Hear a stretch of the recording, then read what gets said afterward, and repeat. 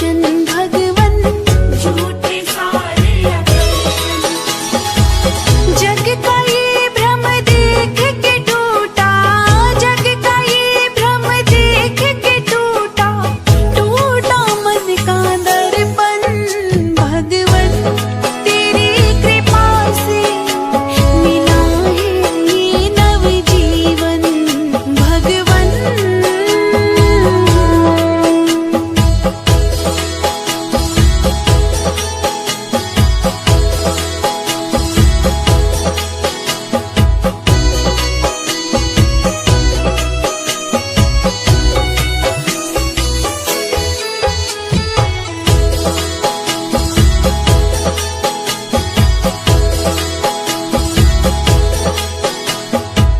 तेरी दया पर मैं हूँ वारी, वारू जीवन सारा भगवन, वारू जीवन सारा। सच्चा सतगुरु वो ही जानो, भेद जो जाने सारा ओ बंदे, भेद जो जाने सारा। ऐसा सतगुरु मैंने पाया, ऐसा सतगुरु मैंने पाया, नाम की बन गई जोगन भगवन। तेरी कृपा से मिला है ये नवजीवन भगवन।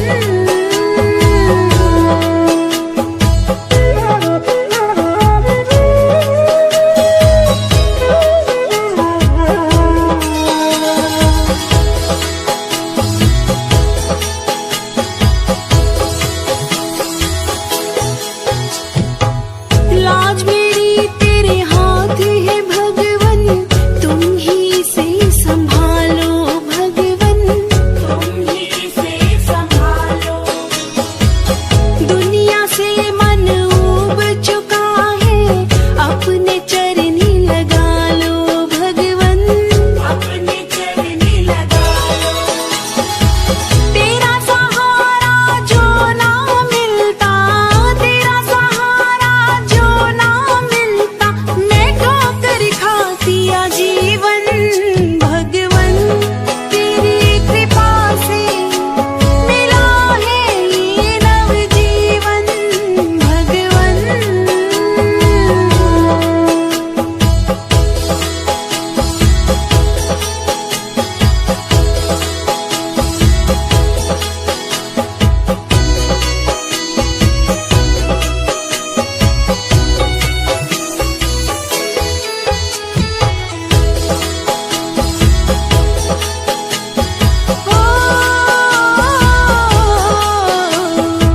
श्रीश मुनि जी तेरी करुणा भी मुझसे कहीं ना जाए गुरुवर, मुझसे कहीं ना जाए। सानिध्य ऐसा दिया है जैसे जख्म कोई सहलाए गुरुवर, जख्म कोई सहलाए। नमन करूं मैं शुद्ध। ओम शांति।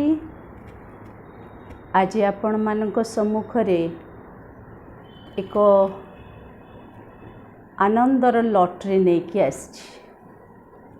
आपण माने भाबुथिबे सेटा कौन हेइथिबो, कौन हेइथिबो कहले, आमे जो जीवन रे सबु बेले खोजु मोठू खुशी रे जदि किए रहुची तार कारण कौन। मोठू जी जदि शांत शीतल मधुर नेचर रही तार हर्षित मुख तार कारण कौन। से जिनसटा केमती जीवन रे उपलब्धि करी अनुभव करि निश्चय भावुंट। वर्तमान रो समय रे समस्तंकर आवश्यक टिके खुशी रे बंचीबी, अल्प शांति रे रहिबी। ये सत कथा। आमे भावुचे केवल सेया नुह, प्रकृत रे जीवनर लक्ष्य बा फुलफिलमेंट संपूर्ण शांति और सुखर। हेले 750 कोटी जनता को विश्ववासी को ये जिनसटा जदि भल लगुच ताहले आमे यार अनुभव कौठु पाइले। जेमती एप्पल खाउछंती तो तार उपकार कौन कहीं आवश्यक आपन को बुझा पड़ जाए। तो देखो तो आप निजे भी खाउछंती अन्य को भी दौरान बा परिवार रे व्यवहार करछंती। आपन को मीठा पसंद रसगोला काहा को भल न लगे आपण एका खाऊ नाहंती परिवार वर्ग को देकी खाउछंती। पर्व दिन हेले उत्सव दिन हेले समस्त आयोजन करुछंती। तो सबु बेले मन रखंतु खुशी जिनस जोटा भल लगे सेटा समस्तंकर प्रिय। तो बांटी की खाइबा से आउरी बेसी आनंद। आज प्रकृत रे आपण को भौणी आपण को निकट को से उपकरण नहीं आछंती। आपण भाबियो भौणी कौन कहबे ना पारिवारिक सुख और शांतिर आधार राजयोग तारी उपरे आमे संपूर्ण 8 दिन सत्य रहस्यटा कौन सेटा शुणिबा एवं राजयोग आधार माध्यम रे सेटा केमती अनुभव करि परिबा से विषय आमे समस्ते ध्यान देकी शुणिबा। एथिरे गोटे आनंदर विषय होउची आज ओडिया रे याको काहेकि करा जाउची ना ओडिशार प्रत्येक भाई भौणी सुख खुशी आनंद शांतिर अनुभवी हुअन्तु एवं आसंता जेनरेशन रे आपण माने ही तार मूलदुआ हेबे फाउंडर हेबे से उद्देश्य पुरपल्ली रे समस्ते बुझंतु रहस्य को। भारत बाहर भी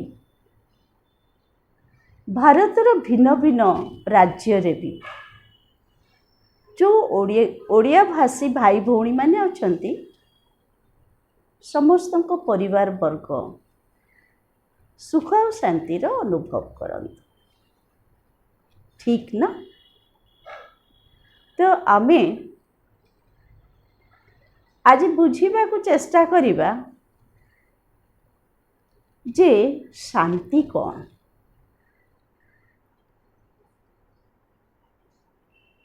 मनर शांति इच्छार पूर्णरे शांति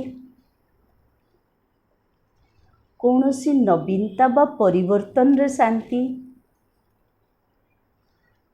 जेमती स्थान परिवर्तन हो सांग परिवर्तन हो परिवार रे अन्य वर्ग सहित मिसिबा द्वारा हो से भी आम शांति खुशी पाई थाउ। ठीक सेमती ये गला संपर्क और स्थान परिवर्तन बेले बेले आमर अभिलाष जहाँ थाए मनरे उंकी मारे आमे ताको पाईगले भारी खुशी आमको भारी तृप्त लगे मनटा भारी शांत हो जाए माने शीतल हो जाए संतुष्ट हो जाए। किंतु सबु समय रे से इच्छा अभिलाषर पूर्तिटा कौन सुख शांति दिए कि आमे भूली जाऊ पुणी आउ थरी कौन गोटे इच्छा रखू तापाई अवश्य आमे टिके चेष्टा करू आवश्यक पड़े परिश्रम भी करू किंतु फुलफिल हो गले भारी खुशी हो तृप्ति मिले देखो खुशी तृप्ति तृप्ति रे लुचि रही सुख आउ शांति संतुष्टतार लुचि रही सुख आउ शांति तो ये जो आमे विषयर आलोचना करुचे बा बुझीबा को चेष्टा करुचे प्रयोग तो निश्चित भाव में करुचे दैनंदिन जीवन रे भी आमर ए गुण गुड़ाकर मूल्य गुड़ाकर आम व्यवहार करूँ कि विश्लेषण केतेबेले करि पाउना समय नहीं व्यस्तवादी दुनिया समस्ते निजर दैनंदिन कार्यसूची एभली टाइट रखिछंती किंतु किछि ना किछि मनोरंजन जरूर करुछंती अर्थात आवश्यकता अछि आ गोटे शब्द है ए सुख शांतिर आधार पुणी राजयोग से जिनसटा कौन राजयोगर तो आम समस्ते अनुभवी नुह हाँ क्षणिक सुख शांतिर आम अनुभवी ए राजयोगटा कौन जी कि सुख शांतिर आधार भाई भौणी माने एटा आउरी इंटरेस्टिंग जोग प्लस कनेक्शन कम्युनिकेशन आम तो भल कर जाने राजयोग राजर चारोटी अर्थ अच्छी से भितर को एते जीवानी किंतु गीता पढ़ीचे अल्प बहुते कौन सी कवि लेखक जरिया पढ़ा माने टॉपिक रु आम जानीचे योग विषय रे तो गीता रे वर्णित अच्छी आपण माने गीता पढ़िया आवश्यक नहीं मु कही दूची गीता रे 4 प्रकार योगर वर्णना करा जायछि ज्ञान योग प्रेम योग कर्मयोग राजयोग से लेखा भी होती राजयोग हूँ सर्वश्रेष्ठ सर्व उत्कृष्ट श्रेयस्कर अर्थात ज्ञान योग जोठी सत्य को प्रकाश करा जाए आपण भाविबे जे सत्य को प्रकाश करिबा माने आमे कोन मिछ कहूचे ना आमे मिछ कहूना किंतु सत्यर भी पूरा आधार नौना आवश्यक हेले परिवार शांति पाई देशर शांति पाई समाजर शांति पाई बा खुशी पाई मिछ भी कहीदे ना ज्ञान जुगरे सत्य ताकू मानि निया हेछि जे ज्ञान को प्रकाश बोली कहा जाए रोशनी आलुओ जो थे जमारू अंधकार बा इग्नोरेंस नथिबो बा सेटा कहारी को भी प्रहेलिका भली हाँ अस्पष्ट रखिबनी ज्ञानर जेते समय पर आपण चिंतन कले भी सेटा स्पष्ट सत्य और एक ही प्रकार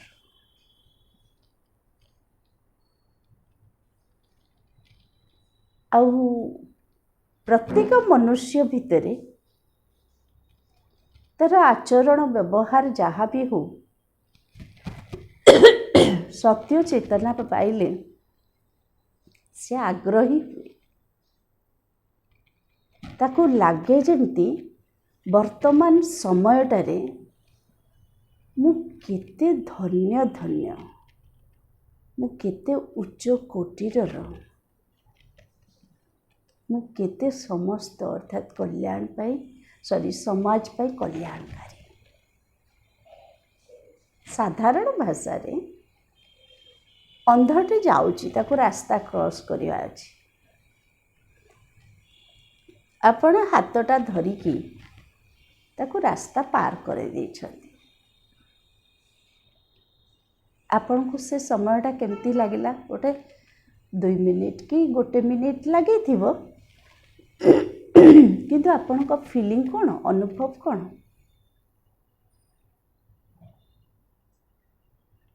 ଆପଣଙ୍କୁ ଖୁସି ଲାଗିଥିବ। ସେ ଅନ୍ଧ ଯେତେବେଳେ ଆଶୀର୍ବାଦ ଦେଇଥିବ, ଆପଣ ତାକୁ ଚୁପ୍ ହେଇକି କିଛି ସମୟ ଦେଖିଥିବେ। ଆପଣଙ୍କ ମନରେ ଅଜଣା ଖୁସି ଯେ ମୁଁ ଗୋଟେ ଭଲ କାମ କରିଛି। ଏଇ ଭାବଟା ଆସିଲା କେଉଁଠୁ? ଏ ଭାବ ଆପଣ ଭାବିକି କରିନାହାନ୍ତି, ଆପଣଙ୍କ ଭିତରେ ଆପେ ଆପେ ଆସିଯାଇଛି। କାରଣ ଆପଣଙ୍କ ଭିତରେ ଯେଉଁ ସହଯୋଗର ଭାବନା, ଦୟା ମନୋଭାବ, ଗୋଟେ ଅସହାୟର କିଛି ଉପକାର କରିବା ମନୋଭାବ ଆପଣଙ୍କୁ ଅନ୍ଧର ହାତ ଧରିକି ପାର କରାଇ ଦେଇଛି। ସେଇଥିପାଇଁ ପ୍ରଶ୍ନ ପଚାରିଲେ ବି ଆପଣ ନିରୁତ୍ତର। ତ ଦେଖନ୍ତୁ, ଆପଣଙ୍କ ଅଜଣାରେ ଆପଣଙ୍କ ଭିତରୁ କେତେ ଗୁଡ଼ାଏ ଗୁଣ ବାହାରିଲା। ଠିକ୍ ସେମିତି ଘରେ କିଏ ଚୁପଚାପ ବସିଛି, ଆପଣ ଆମେ ତ ଘର ସଦସ୍ୟଙ୍କର ନେଚର ଜାଣିଥାଉ, ସାଇଲେଣ୍ଟ ରହିଯାଇଛି। ଆପଣ ନିଶ୍ଚିତ ଭାବରେ ସ୍ନେହର ସହିତ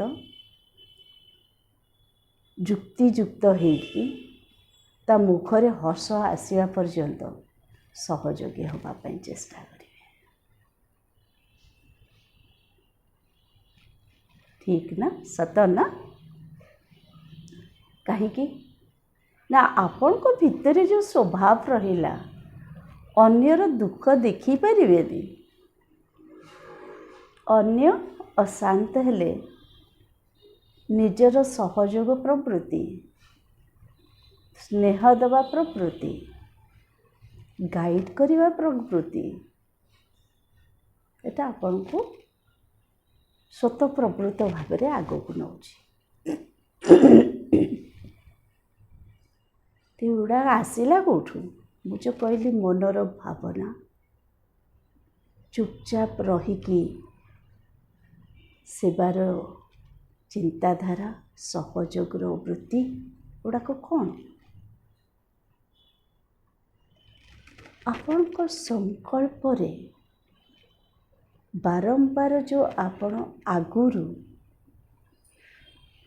ପ୍ରଦର୍ଶନ କରିଛନ୍ତି ସମସ୍ତଙ୍କ ପ୍ରତି ସ୍ନେହ ଭାବ, ସମସ୍ତଙ୍କ ପ୍ରତି ମିଳିମିଶିକି ଚାଲିବାର ଗୋଟେ ନିର୍ଣ୍ଣୟ, ସମସ୍ତଙ୍କ ସାଙ୍ଗରେ ମାନେ ଯେଉଁଟାକୁ ଫେଲୋ ଫିଲିଂନେସ୍ କୁହାଯାଏ, ସହାନୁଭୂତି, ସେଟା ଆପେ ଆପେ ଆପଣ ଭିତରୁ ଆସିଯାଉଛି। ଦେଖନ୍ତୁ, ଆପଣଙ୍କ ଭିତରେ ଏଇ ଖୁସିର ଭାବନା ହଉ, ସୁଖ ମନୋବୃତ୍ତି ହଉ, ସେ ଗୁଣ ଗୁଡ଼ାକ ଏକାଟିଆରେ ଆସେନି, ସଂଗଠନରେ ଆସେ। ତ ଆପଣ ପ୍ରଦର୍ଶନ କରିପାରୁଛନ୍ତି, ତାମାନେ ଆପଣଙ୍କ ଭିତରେ ସେ ଗୁଣ ଗୁଡ଼ାକ ଅଛି। अल्प समय पर प्रदर्शन करुचंदी आपण खुशी पाउचंदी। जदि सबुबले से मनोवृत्ति रखिबे आपण को कुहाଯିବ बहुत जन कहे आपण को हस हस मुहटा देखिले मत लगे मो लाइफटा भी एमती होता कि तो से सबुबले चेष्टा करंतु अन्य को देकी पाइबा पाई। संगठन भितरे आदान प्रदान करिबा पाई, समाज भितरे मिलीमिशिकी चलिया पाई से अनुभव हुए। मनुष्य साधारणतः चाहे जे एते व्यस्तता भितरे धन उपार्जन कले, जस उपार्जन कले, माने मान मर्यादा प्राप्त कले, उच्च पदरे समाज रे चाकरी कले, बड़ घरे बाहा हेले, गोटे भल पतिटे पाइले, पुओ झियो उत्तम पाइले ना पाइले कले देखिले जानिले बा कहिले एगुड़ाक है भविष्यतर माने गोटे आशारे चलिया। किंतु सत्य होची विषय को अनुभव करके लक्ष्य रखिकी चलिया तो ज्ञान ताकू कह जाए। जोटी विषयटा को विवेचना करिवा, निर्णय करिवा, दुनियार उदाहरण रु शिखिबा भल जिनस आ ताको कायम रखिबा, लक्ष्य रखी निजर सेटा संस्कार रूप में परिणत करिवा। सेथिपई योग अभ्यास कहा जाए। आपण को से जिनसटा बहु बार कले ही सेटा योग अभ्यास रे परिणत हम। ठीक सेमती तो सेठी हमर कौन हुए मन बुद्धि पूरा काम करे। तो कहिबार उद्देश्य होची तापरे आसिला प्रेम योग, ये भी जोगाजोग ही जो थे भगवान को प्रार्थना करा जाए किंतु आखि नेत्र उन्मुक्त थाए। मनुष्य नीरव रुहे ता मुख हस हस थाए, ता भितरे भगवान को प्रति जो श्रद्धा भाव, जो भावना सेटा से नीरव रे जमती पूरा पूरी बरसी जाए, आनंदर अश्रु बही जाए।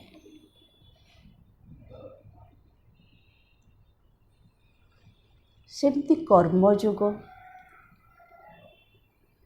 कर्ममय जीवन रे सिंसियरिटी, पंक्चुअलिटी किछि किछि आमे आदर्श को लेकिन चालू छे। विश्वासपूर्ण सहयोगी एटा है कि चालू छे किंतु ताको योग कह जाए।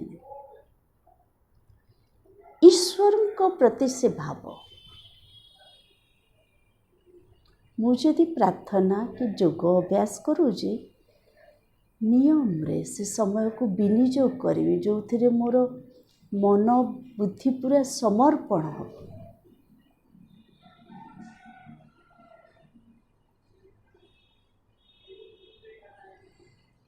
तो कर्मेषु कुशलम जो कहा जाउची एटा प्रकृत रे समर्पण भाव हेले। पुणी लास्ट आसला राजयोग।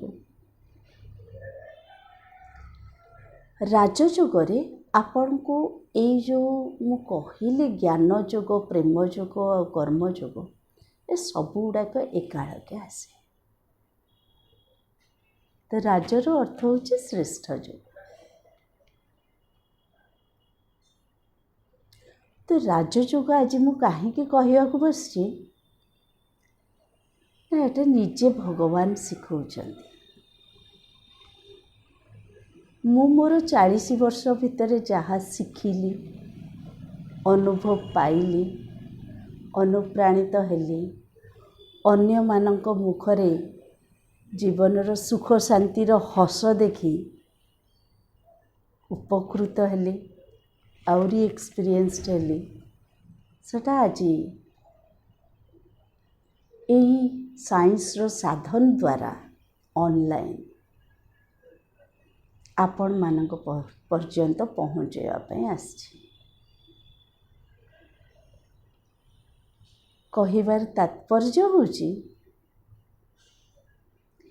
ଈଶ୍ୱର ପ୍ରାର୍ଥନା, ଆରାଧନା, ସାଧନା ଏସବୁ ଅଲଗା ଅଲଗା ଜିନିଷ, କିନ୍ତୁ ଏଇ ଯେଉଁ ରାଜଯୋଗ ଏଥିରେ ଗୋଟେ ବହୁତ ଭଲ ଜିନିଷ, ଏଥିରେ କୌଣସି ଭାଷାର ଭେଦଭାବ ନାହିଁ। ଏ ଯୋଗ ହେଉଛି ସାଇଲେନ୍ସର। ଆମେ ପରବର୍ତ୍ତୀ ପର୍ଯ୍ୟାୟରେ, ଆଜି ତ ପ୍ରଥମ ଦିନ, ଆମେ ଏମିତି ଅଷ୍ଟମ ଦିନ ପର୍ଯ୍ୟନ୍ତ ଚାଲିବା। ଏଟାର ପୁରା ଲିଙ୍କ ରହିଛି,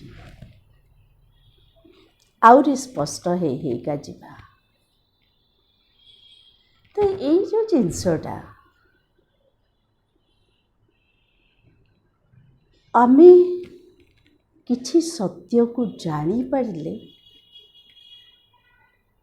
ସମ୍ବନ୍ଧକୁ ବୁଝିପାରିଲେ, ସ୍ନେହ ସମ୍ପର୍କଟା ନିବିଡ଼ ହେବ। ଆଉ ସେ ସମ୍ପର୍କ ଦ୍ୱାରା କ'ଣ ଲାଭ ଜାଣିପାରିଲେ ଯୋଗର ଅଭ୍ୟାସ କରିବା। ତ ଏତେ ଗୁଡ଼ାକ ରହସ୍ୟକୁ ବୁଝିବା ପାଇଁ ତ 8 ଦିନ ତ ଲାଗିବ ନା।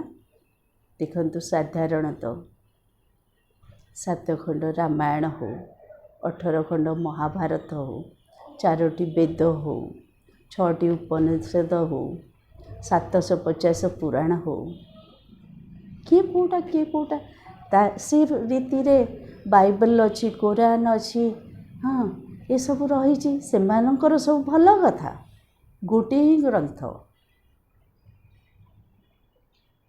କିନ୍ତୁ ଏଇ ଯେଉଁ ହିନ୍ଦୁ ଧର୍ମରେ ଏତେ ସବୁ ଉପାଦାନ ଅଛି ଉପାର୍ଜନ କରିବା ପାଇଁ, ତାହେଲେ ସହଜ ରୀତିରେ ଆମେ କେମିତି ଜାଣିବା? ସେଇ ଜଟିଳତାରୁ, ଏତେ ଗୁଡ଼ାକ ବହି ତ ପଢ଼ିବା ଲାଗି ସମୟ ନାହିଁ ନା, ସେ ଜଟିଳତାରୁ ମନ ବୁଦ୍ଧିକୁ କେମିତି ଆମେ ସୁଖ ଆନନ୍ଦର ଅନୁଭୂତି ଦେବା ଆଉ ଶାନ୍ତିର ଆମେ ନିଜେ ପ୍ରାପ୍ତ କରିବା, ସେଥିପାଇଁ ଭଗବାନଙ୍କୁ ଆସିବାର ଆବଶ୍ୟକ ହେଲା। ତ ସେଥିପାଇଁ ଏଥିରେ କୌଣସି ଭାଷାର ଭେଦଭାବ ନାହିଁ। ଯେହେତୁ ନିରବର ଯୋଗ, ଆପଣ ଯେଉଁ ଭାଷାରେ ବି ଭାବପ୍ରବୀଣ ହେଲେ କିଛି ଅସୁବିଧା ନାହିଁ।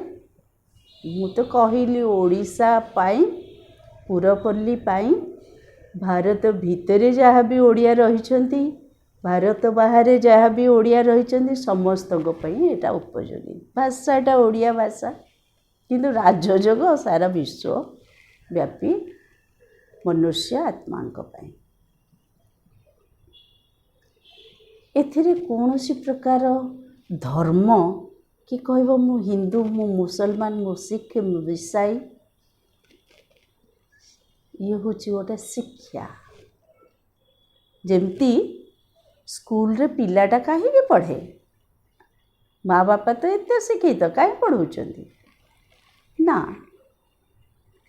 ସିଏ ପାଠ ତ ପଢ଼ିବ, କିନ୍ତୁ ଯେଉଁ ଏତେ ଜଣ ତା ସାଙ୍ଗରେ ସବୁ ପିଲାମାନେ ଥିବେ, ସେ ପିଲାଙ୍କର ଜାତି କ'ଣ, ଧର୍ମ କ'ଣ, ଭାଷା କ'ଣ, ସଂସ୍କୃତି କ'ଣ, ସେଥିରେ ସେ ନ ଯାଇ ସମସ୍ତଙ୍କ ସାଙ୍ଗରେ ମିଳିମିଶିକି ହସ ଖୁସିରେ ଯଦି ପଢ଼ା ସମୟ ସେ ବ୍ୟତୀତ କରିବ। ପଢ଼ା କିଛି କମ୍ ସମୟ ଆମେ ପଢ଼ୁନେ, 17-18 ବର୍ଷ ପର୍ଯ୍ୟନ୍ତ ସେ ମହାଭାରତ ଭଳିଆ ପାଠ ପଢ଼ୁଛି।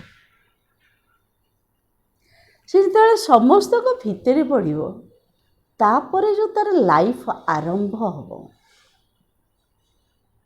ତାର ପରିପକ୍ୱତା ଯେଉଁ ଆସିଯାଇଥିବ ବୁଦ୍ଧିର, ସେତେବେଳେ ସେ ସମସ୍ତଙ୍କ ସାଙ୍ଗରେ ବଞ୍ଚିପାରିବ। ସେଇଥିପାଇଁ ଛୋଟ ବୟସରୁ ସେ ସଂସ୍କାର ଆମେ ଭରୁଛେ। ତ ଏଟା ବି ଗୋଟେ ଶିକ୍ଷା। ଏଟା ଯିଏ ଯେଉଁ ବୟସରେ ହୁଅନ୍ତୁ, ଆବାଳ ବୃଦ୍ଧ ବନିତା, ଛୋଟ ଛୁଆ ବି ବୁଝିପାରିବ, ଯବାନ ବି ବୁଝିପାରିବ, ହଁ ପ୍ରାପ୍ତ ବୟସର ବି ସେ ବୁଝିପାରିବେ। କାହିଁକି ନା ଏଥିରେ ଗୋଟିଏ ବି ଶ୍ଲୋକ ନାହିଁ।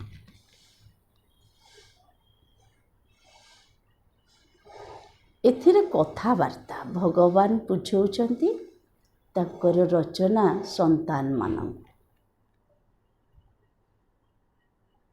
ତ ସବୁଠୁ ସହଜ ମାର୍ଗ। ସଂସାରର ରଚୟିତା ଭଗବାନ, ନିଜେ ପରମାତ୍ମା ପିତା। ସେଥିପାଇଁ ସେ ସଂସାର ଭିତରେ ରହିକି ଏଇ ଯେଉଁ ଗୁଣ ଶକ୍ତି ରହିଛି, ସୁଖ, ଶାନ୍ତି, ଆନନ୍ଦ, ପ୍ରେମ, ପବିତ୍ରତା, ଏସବୁର ପରିଭାଷା ବୁଝେଇ ଦେଉଛନ୍ତି, ଯାଦ୍ୱାରା କି ଆମ ଜୀବନରେ ବି ସେଗୁଡ଼ାକ ଦେଖାଯିବ। ତ ଏଥିରେ କୌଣସି ପ୍ରକାର ଭାଷା, ବୟସ, ଲିଙ୍ଗ, ଜାତି, ଧର୍ମ, ବର୍ଣ୍ଣ, ସ୍ଥାନ, ଏଥିରେ କୌଣସିଥିରେ ବି ଆପଣଙ୍କର ବନ୍ଧନ ନାହିଁ। ସମସ୍ତେ ଶୁଣିପାରିବେ, ସମସ୍ତେ ବୁଝିପାରିବେ, ସମସ୍ତେ ରାଜଯୋଗର ଅଭ୍ୟାସ କରିପାରିବେ। କେଉଁଥିପାଇଁ? ଜୀବନରେ ସୁଖ ଶାନ୍ତି ଆଣିବା ପାଇଁ। ତ ଏଇ ଯେଉଁ ଶିକ୍ଷା, ଏ କେବଳ ସାରା ବିଶ୍ୱରେ ଗୋଟିଏ ହିଁ ସ୍ଥାନରେ ଦିଆଯାଏ। ଆଜି ପର୍ଯ୍ୟନ୍ତ ଯେଉଁ ଶିକ୍ଷା ଦିଆହେଉଛି, ସେଟା ଜୀବିକା ନିମନ୍ତେ ହେଇଯାଇଛି। ଯଦିଓ ଆମର ଜ୍ଞାନେନ୍ଦ୍ରର ବିକାଶ ହେଉଛି, ବୁଦ୍ଧିର ବିକାଶ ହେଉଛି, ମାନେ ପ୍ରଶସ୍ତତା ବଢ଼ୁଛି, ସଂକୀର୍ଣ୍ଣତା କଟୁଛି, ମନରେ ଯେଉଁ ସବୁବେଳେ ଗୋଟେ ଇଚ୍ଛା, ଯେତେବେଳେ ଆମେ ବୁଝି ଯାଉଛେ କର୍ମରେ କଲେ ହିଁ ପ୍ରାପ୍ତି, ସେଇଥିପାଇଁ ଶିକ୍ଷା ଦରକାର ହୁଏ। ସେ ଉଚିତ କଥା। ଆମ ବ୍ୟବହାର, ଆମର ଚାଲିଚଳନି, ଆମର ସଂସ୍କାର କେମିତି ମାର୍ଜିତ ହେବ, ସେଟା ଆମେ ଦୁନିଆର ଶିକ୍ଷା ଦ୍ୱାରା ପାଇଯାଉଛେ। କାହିଁକି? ଯେଉଁ ଏତେ କ୍ଲାସ୍ ପର୍ଯ୍ୟନ୍ତ ଆପଣ ପଢ଼ି ପଢ଼ି ଯାଉଛନ୍ତି, ଆପଣଙ୍କର ସ୍ମୃତି ଶକ୍ତିଟା ବଢ଼ି ଯାଉଛି ନା। ମୋର ମନେ ଅଛି, ମାନେ ଯେଉଁ ଏମ୍ଫିଲ୍ କ୍ଲାସ୍, ସେଇଥିରେ ଗୋଟେ ଗୋଟେ ଉତ୍ତର ମୁଁ ରସାୟନ ବିଜ୍ଞାନରେ କରିଛି। ସେଥିରେ ଗୋଟେ ଗୋଟେ ଉତ୍ତର ପୁରା 7 ପେଜ୍ 8 ପେଜ୍, ଏ ଉତ୍ତର ମାନେ ଇକ୍ୱେସନ୍ ଗୁଡ଼ାକ, କେତିକି ପ୍ରେସର, କ'ଣ କ୍ୟାଟାଲିଷ୍ଟ, କେତିକି ଟେମ୍ପରେଚର, ସବୁଗୁଡ଼ାକ ମନେ ରଖିକି ଲେଖିବା, ଇଏ ତ ଖୁସିର କଥା। ବର୍ତ୍ତମାନ ବି କହିଲେ ମୁଁ ଲେଖିପାରିବିନି। ଅବଶ୍ୟ ସେ ଆଉ ମାନେ ରାସ୍ତାରେ ମୁଁ ନାହିଁ, କିନ୍ତୁ ମୁଁ ଆଶ୍ୟୁରାନ୍ସ ଦେବି, ଶିକ୍ଷା ଦ୍ୱାରା ଆମର ସ୍ମୃତି ଶକ୍ତି ବଢ଼ୁଥିଲା। କିନ୍ତୁ ଅଦ୍ୟାବଧି ଯେଉଁ ଇଲେକ୍ଟ୍ରୋନିକ୍ IT ସେକ୍ଟର ଚାଲିଛି, ତା ଦ୍ୱାରା ଆମେ ବିଶ୍ୱ ପର୍ଯ୍ୟନ୍ତ ପହଞ୍ଚି ଯାଉଛେ, କିନ୍ତୁ ସ୍ମୃତି ଶକ୍ତି ସାର୍ପ ହେଇପାରୁନି। ପ୍ରତ୍ୟେକ ଜିନିଷ ଆପଣ ଯନ୍ତ୍ର ଉପରେ ଆଧାରିତ ହେଲେ, କମ୍ପ୍ୟୁଟରଟା ଖୋଲିଦେଲେ ସେ ସବୁ ଉତ୍ତର ଦେବ, ମୋବାଇଲଟା ଖୋଲିଦେଲେ ଡାଟା ସବୁଗୁଡ଼ାକ ଯୋଗେଇବ। ତେଣୁକରି ସେତେବେଳେ ଆମମାନଙ୍କର କ୍ରେଡ଼ିଟ୍ ଥିଲା ଯେ ଟ୍ୟୁସନ୍ ପଢ଼ୁନି ଆଉ ଭଲ ନମ୍ବର ରଖି ପାସ୍ ହେଉଛି। ଆଜିକାଲି ଏଇଟା ମାନେ ଆବଶ୍ୟକତାରେ ହେଇଯାଇଛି, ନର୍ସରୀ କିଡ୍ ବି ସେ ଟ୍ୟୁସନ୍ ପଢ଼ିବ। ସେଇଥିପାଇଁ ମୁଁ କହିଲି ଛୋଟ ଛୁଆଙ୍କୁ ବି ରାଜଯୋଗ ମେଡ଼ିଟେସନ୍ ଦରକାର, ବୃଦ୍ଧ ଅବସ୍ଥା ପର୍ଯ୍ୟନ୍ତ ରାଜଯୋଗ ମେଡ଼ିଟେସନ୍ ଦରକାର। କାହିଁକି? ସୁଖ ଶାନ୍ତି ଆପଣଙ୍କର ବ୍ୟକ୍ତିଗତ ଜୀବନ ବା କାର୍ଯ୍ୟକ୍ଷେତ୍ର ବା ପାରିବାରିକ ଜୀବନ ବା ସାମାଜିକ ଜୀବନରେ କେବଳ ଆବଶ୍ୟକ ସେୟା ନୁହଁ, ଆଜୀବନ ଆପଣଙ୍କୁ ଦରକାର ସୁଖ ଶାନ୍ତିର ପ୍ରାପ୍ତି।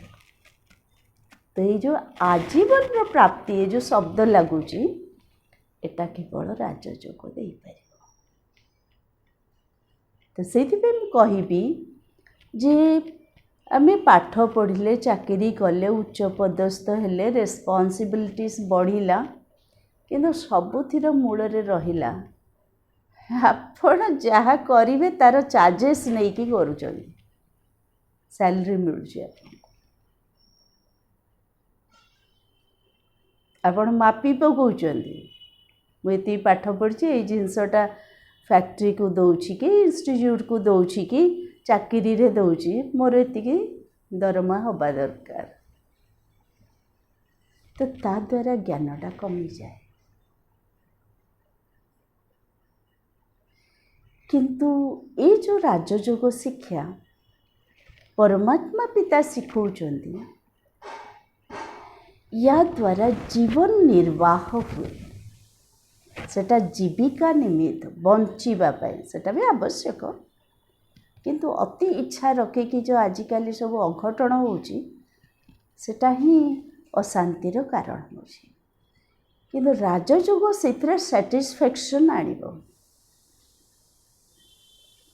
ଏଟା ଜୀବନ ନିର୍ବାହ ନିମନ୍ତେ। ତେଣୁକରି ଘରେ ଅଛି କି ଅଫିସରେ ଅଛି କି ସମାଜରେ କାହା ସହିତ ଅଛି କି ବ୍ୟକ୍ତିଗତ ମୋର ପର୍ସନାଲ ମ୍ୟାଟର, ସବୁଥିରେ ଦରକାର ଭାଇ। କାରଣ ଏଇ ଯେଉଁ ରାଜଯୋଗ ଇଏ ଆମକୁ ଯୋଗାଉଛି ନିଜ ଭିତରେ ଥିବା ଶକ୍ତିକୁ ତ୍ୱରାନ୍ୱିତ କରୁଛି, ଏନହାନ୍ସ କରୁଛି, ନିଜ ଭିତରେ ଥିବା ଗୁଣରାଶିକୁ ବିକଶିତ କରେ। ତ ନିଜ ଭିତରେ ନଥିଲେ ଆମେ କେବେ ଆଶା ରଖିନଥାନ୍ତେ ମୋ ଜୀବନରେ ଆସୁ ବୋଲି। ଅଛି, କିନ୍ତୁ ଆମେ ବାହାରେ ଯେଉଁ ଖୋଜିକି ପାଇବାକୁ ଚେଷ୍ଟା କରୁଛେ ସେଗୁଡ଼ାକ କ୍ଷଣିକରେ ରହିଯାଉଛି। ସେଇଥିପାଇଁ ଆମେ ଦୁଃଖୀ ହେଇଯାଉଛେ, ଅଶାନ୍ତ ହେଇଯାଉଛେ। ଏ ସତ୍ୟତାକୁ ଉପଲବ୍ଧି କରିବା ପାଇଁ ଆମେ ସମସ୍ତେ ଆଗେଇ ଆସିବା। କାରଣ ପରମାତ୍ମା ପିତା କହନ୍ତି ପରିବାର ଭିତରେ ରୁହ, ଛୁଆକୁ ସମ୍ଭାଳ, ଘରର ଦାୟିତ୍ୱ ନିଅ। କିନ୍ତୁ ଏଇ ଯୋଗାଯୋଗ ଭଗବାନଙ୍କ ସହିତ ରଖିଲେ, ଯିଏକି ଗୁଣର ସାଗର,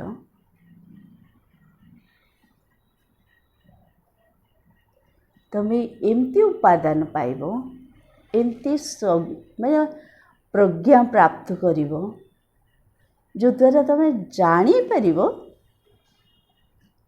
ଯେ ପ୍ରକୃତରେ ଜୀବନରେ ମୁଁ ଅବିନାଶୀ ସୁଖ ଶାନ୍ତିମୟ କିଭଳି ହେବି। ତ ଗୋଟେ ଜିନିଷ ରାସ୍ତା ଜାଣିକି ଚାଲିବା, ସେ ହେଲା ରାଜଯୋଗ।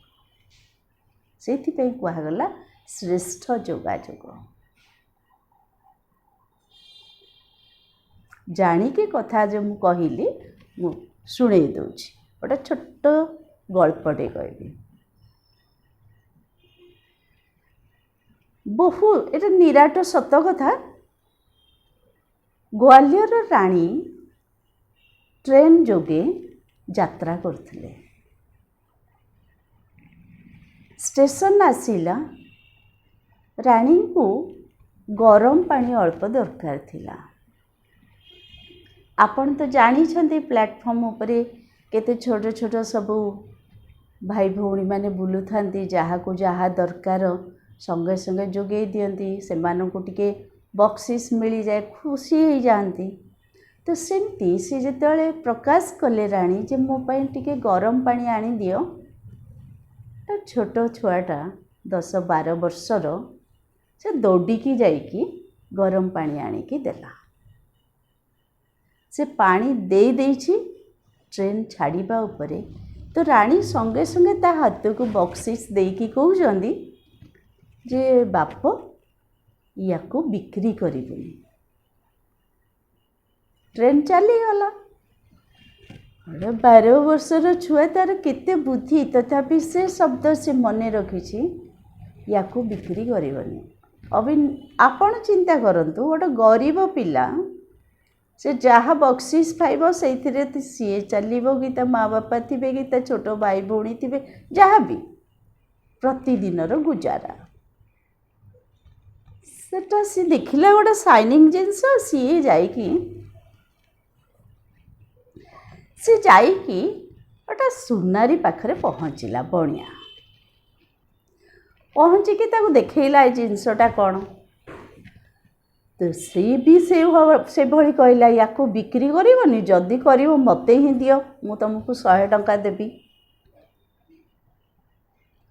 कहला ये भी बिक्री करिया मना कर पुणी 100 टंकार देवे कहते। से तो ये महंगा दुनिया नथिला ना। तो तापरे से आउ गोटे बणिया पाखु जाइछि, ताकू भी देखैछि। सी भी कही जे एटा माने तमें जदि बिक्री करिया चाहूच ताले मु 1000 टंका देवी। छोट छुआ भाविया लगिला जिनसटा कौन है, संगे संगे रेट बढ़ीगला। ताको अब इच्छा हैलानी, कहला एटा निश्चय रानी माँ भी मना करचंदी, एटा गोटे कौन मूल्यवान जिनस होइथिबो।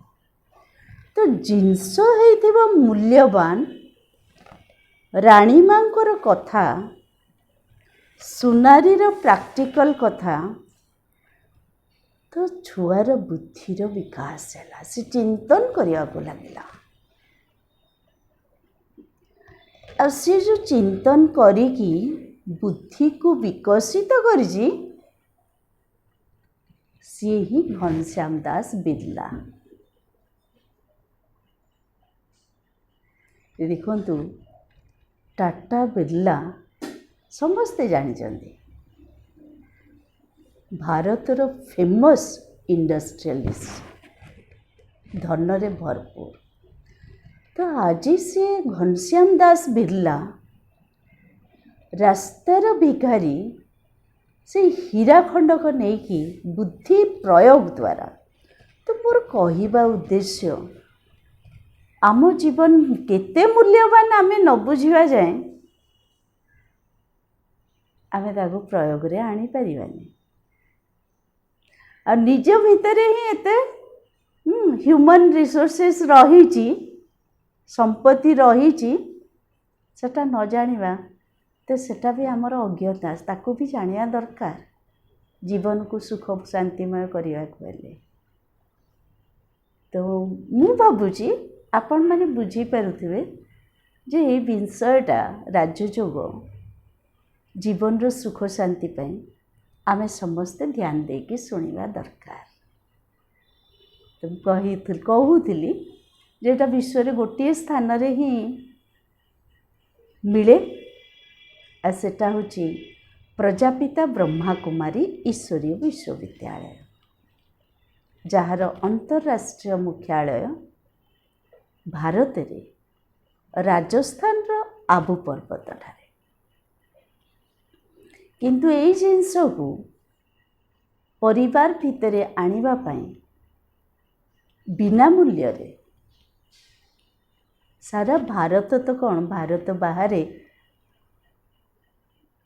150 देश रे 5टी जाक महादेश रे राजयोगर प्रैक्टिस करती, सेवा केन्द्र सब रही। तो अत्यंत खुशीर विषय जे आम भितरे थिबा रिसोर्सेस संपत्ति आमको बुझेवा पाई, जणेवा पाई, तार बारंबार से गुण गुड़ा को व्यवहार रे आनिबा पाई आज कलिजुगर दुख अशांतिर नर्क समान दुनिया रे भगवान आसिकी शिक्षा दौरान। 1936 ମସିହାରୁ ଆସି ସାରିଲେଣି। ଦୀର୍ଘ 84 ବର୍ଷ ହେଲା ଏ ଆଧ୍ୟାତ୍ମିକ ଶିକ୍ଷା ଓ ରାଜଯୋଗ ଅଭ୍ୟାସ ଚାଲିଛି ଆଉ ସାରା ସଂସାରକୁ ପ୍ରଦାନ କରିବା ପର୍ଯ୍ୟନ୍ତ ସମସ୍ତ ମନୁଷ୍ୟ ଆତ୍ମାଙ୍କୁ ଏହାର ଅନୁଭୂତି କରାଇବା ପର୍ଯ୍ୟନ୍ତ ଏହି ଆଧ୍ୟାତ୍ମିକ କ୍ରାନ୍ତି ଚାଲିଥିବ। ଏବଂ ଏଟା ସମାଧାନ ସ୍ୱରୂପ ମଧ୍ୟ ଆଜି ମନୁଷ୍ୟର ମନୋଭାବ ସ୍ୱାର୍ଥପର ସଂକୀର୍ଣ୍ଣ ହେବା ଯୋଗୁଁ ପ୍ରକୃତି ଅର୍ଥାତ୍ ସୃଷ୍ଟି ଉପରେ ଯେଉଁ ଚାପ ପଡ଼ୁଛି ମାନସିକ ବିକାରର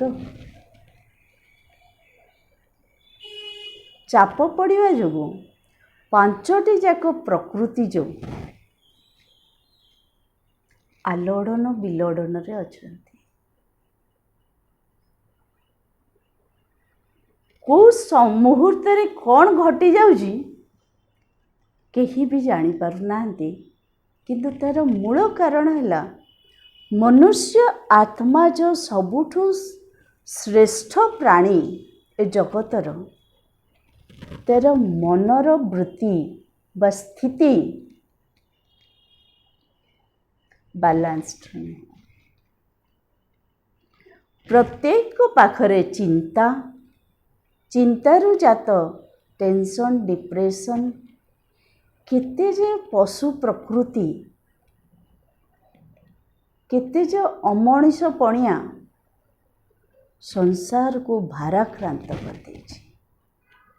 ଆଉ ଖରାପର ପ୍ରଭାବ ଚାପ ଏଇ ଧରତୀ ମା ଉପରେ ବି ପଡ଼ୁଛି, ବାୟୁମଣ୍ଡଳରେ ପଡ଼ୁଛି, ପାଣି ବି ପୁରାପୁରି ଦୂଷିତ ହେଇଗଲାଣି, ଆକାଶ ପର୍ଯ୍ୟନ୍ତ ବିଭ୍ରାଟ କ୍ରିଏଟ୍ କରିଦେଉଛି ମନୁଷ୍ୟ। ଯେଉଁଠି ସେଠି ବନ୍ୟା ତ, ମରୁଡ଼ି ତ, ଭୂକମ୍ପ ତ, ଅଗ୍ନିର ବିଭୀଷିକା ଜଳିଛି। ଏଇ ପ୍ରକୃତି, ଏଇ ସୃଷ୍ଟି ସତ୍ୟ ଯୁଗରେ ଦାସୀ ଥିଲା ମନୁଷ୍ୟର, ଦେବୀ ଦେବତାଙ୍କର। ଆମେ ଶୁଣିଛୁ, ଜାଣିଛୁ ଯେ ସେମାନେ ହିଁ ସର୍ବଗୁଣ ସମ୍ପନ୍ନ, 16 କଳା ସମ୍ପନ୍ନ, ସମ୍ପୂର୍ଣ୍ଣ ନିର୍ବିକାରୀ, ମର୍ଯ୍ୟାଦା ପୁରୁଷୋତ୍ତମ, ଅହିଂସା ଯାର କି ଦେବୀ ଦେବତା ଧର୍ମ। ଶ୍ରୀକୃଷ୍ଣ, ଶ୍ରୀରାମ ସବୁ ମର୍ଯ୍ୟାଦା ପୁରୁଷୋତ୍ତମ ଥିଲେ। ଏଇ ଭାରତର କଥା କାହିଁ ସେ ଗାଥା ଆଜି ଧରତୀ ମାର ମାନେ ଆର୍ତ୍ତନାଦ କିଏ ସମ୍ଭାଳିବ? ଆମେ ହିଁ ସୁଧରିଲେ ସଂସାର ସୁଧରିବ। ତ ତେଣୁକରି ଭାବନ୍ତୁନି କେବେ ବି ୟା ଦ୍ୱାରା ମୁଁ ଅଶାନ୍ତ ହେଉଛି, ଇଏ ହିଁ ମୋର ଦୁଃଖର କାରଣ, ଆଜି ସେ ଜିନିଷଟା ନାହିଁ ବୋଲି ମୁଁ ଦୁଃଖୀ, ମୁଁ ଅସନ୍ତୁଷ୍ଟ, ଅମୁକ ସମ୍ବନ୍ଧଟା ବିଗିଡ଼ି ଯାଇଛି। ନାହିଁ, ଗୁଣର ପ୍ରୟୋଗ ଜୀବନରେ କମ୍, ସ୍ୱାର୍ଥର ବିଚାରକୁ ସାକାର କରିବାରେ ସମସ୍ତେ ଲାଗିବା ଯୋଗୁଁ ମନୁଷ୍ୟ ଭାଙ୍ଗି ପଡ଼ିଛି। ପରିବାରରେ କାନ୍ଥ, ଦେଶ ଦେଶ ଭିତରେ ଯୁଦ୍ଧ, ଧର୍ମ ଭିତରେ ହିଂସା। ଏସବୁ କ'ଣ? ଉନ୍ନତ ପ୍ରାଣୀର ସୁବିଚାର ନା ଦୁର୍ବିଚାର? ଏସବୁକୁ ଆମେ ବୁଝିପାରିବା। ଈଶ୍ୱର ପିତା ସେଇଥିପାଇଁ ଆସିଛନ୍ତି। ଈଶ୍ୱରୀୟ ବିଶ୍ୱବିଦ୍ୟାଳୟରେ ଏହି ଆଧ୍ୟାତ୍ମିକ ଶିକ୍ଷା ଦିଆଯାଏ। ଆପଣ କିଛି ନୁହଁ, ପ୍ରତିଦିନ ନୀରବରେ ରହିକି ସେ ଜିନିଷକୁ ଚିନ୍ତନ କରିବା ଅତି ସହଜ। अभी चलतु नीरव आम 5 मिनिट 3 मिनिट बेसी बसिया 3 मिनिट बसिबा एवं कौन चिंता करियो मु कहिबी आपण माने 3 मिनिट ओके आज एतिकी शेष करिकी पुणी आसंता काली मिसिबा चलतु नीरव बसी जातु आखि खोला रहू मुह हस हस रहू आज जहाँ पढ़िले आमे कि शुणिले अनुध्यान कले ताकू आमे नीरव चिंतन करिया करिपरिबा ना निश्चय करिपरिबा चलतु मु कहिबी शब्द द्वारा आपण माने नीरव निजको देखिबे स्व परिवर्तन रे ही विश्व परिवर्तन अन्य कथा भाबिबे नहीं आरंभ करिबा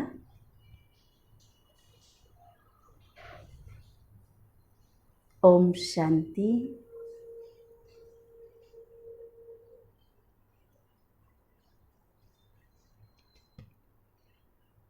परमात्मा पिता को शत शत धन्यवाद मोर आंतरिकता ज्ञापन करे सर्वप्रथमे आपण मते एक श्रेष्ठ मनुष्य आत्मा बोली उपकार करी स्वीकार करी जीवनर सत्य को सहज करी प्रकाश करछन्ति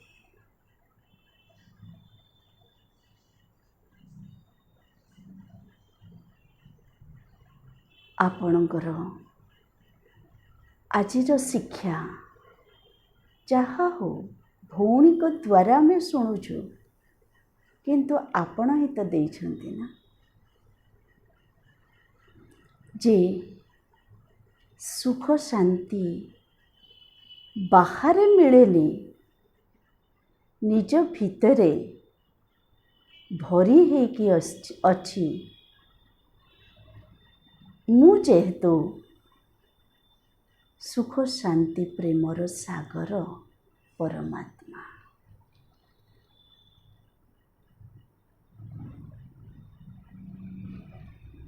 मन प्रफुल्लित हैला प्रभु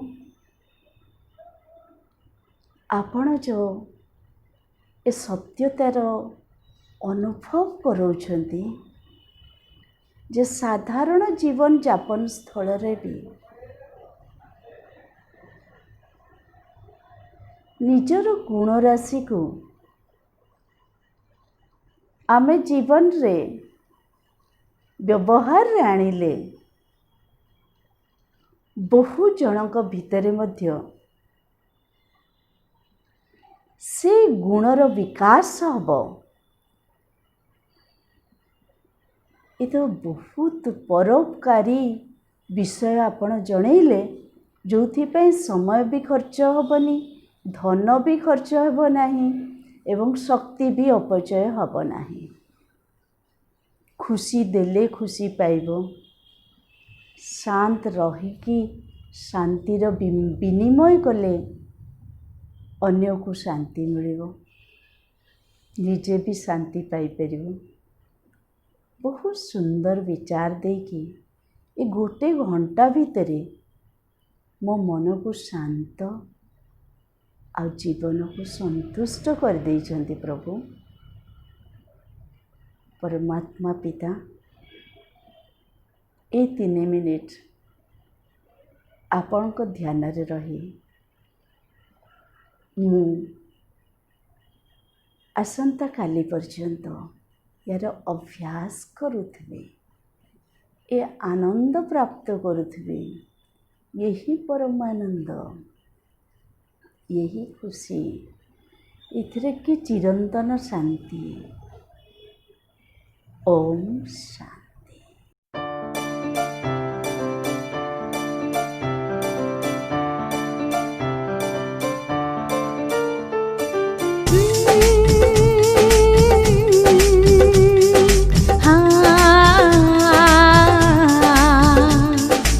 खुशियों के गीत सदा दिल से गाए जा। खुशियों के गीत सदा दिल से गाए जा।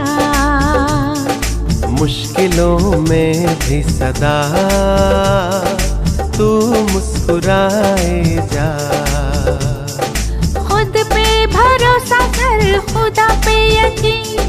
खुद पे भरोसा कर, खुदा पे यकीन।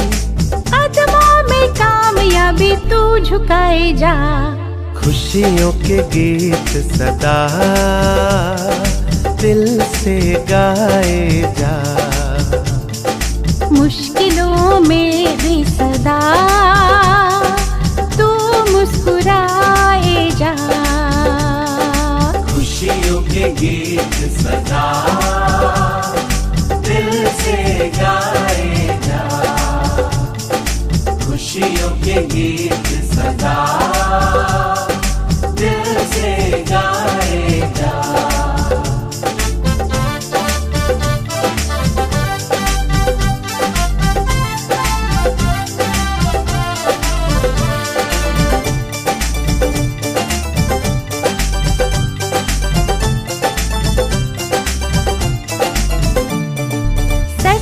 डगर पे जो होके निडर चलते हैं, होके निडर चलते हैं। सबकी भलाई का ही वो काम करते हैं। हाँ वो काम करते हैं। नित्य नया वो इतिहास रचते हैं। मर के अमर वो, मर के अमर है वो, कभी नहीं मरते हैं। नाम सितारों में अपना लिखाए जा। खुशियों के गीत सदा दिल से गाए जा। मुश्किलों में भी सदा तू मुस्कुराए जा। खुद पे भरोसा कर, खुदा पे यकीन। खुद पे भरोसा कर, खुदा पे यकीन। कदमों में कामयाबी तू झुकाए जा। खुशियों के गीत सदा दिल से गाए जा। मुश्किलों में भी सदा तू मुस्कुराए जा। खुशियों के गीत सदा दिल से गाए जा।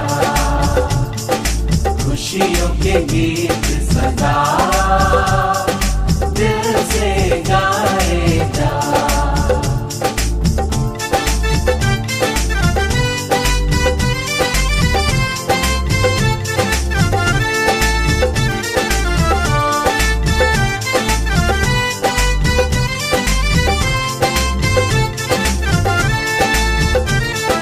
चीर कर अंधेरों को सूरज जो निकलता है, सूरज जो निकलता है। बादलों से डर के वो राहें नहीं बदलता है, राहें नहीं बदलता है। कांटों में जो खिलता है, शोलों में पलता है। गुल वो ही गुलशन, हाँ गुल वो ही गुलशन की तारीखें बदलता है। तूफान को भी तोहफा तू बनाए जा। खुशियों के गीत सदा दिल से गाए जा। मुश्किलों में भी सदा तू मुस्कुराए जा। खुद पे भरोसा कर, खुदा पे यकीन। खुद पे भरोसा कर, खुदा पे यकीन। कदमों में कामयाबी तू झुकाए जा। खुशियों के गीत सदा दिल से गाए जा। मुश्किलों में भी सदा